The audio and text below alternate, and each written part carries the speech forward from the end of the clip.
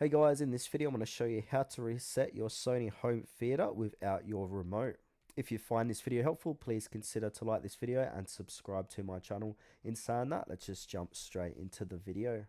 Okay, so most Sony Home Theater systems have built-in buttons on the main unit. So here's what to do.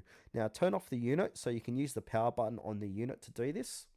Then from here, press and hold the following buttons simultaneously. So on the unit, not all models are the same, so try combinations.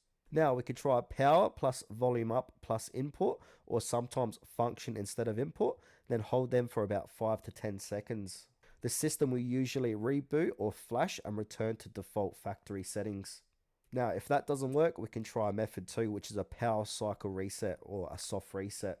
This won't reset settings, mind you, but can fix basic issues. So the first thing what we need to do is turn off the home theater system, then unplug it from the wall, wait 5 to 10 minutes, then plug it back in and turn it on.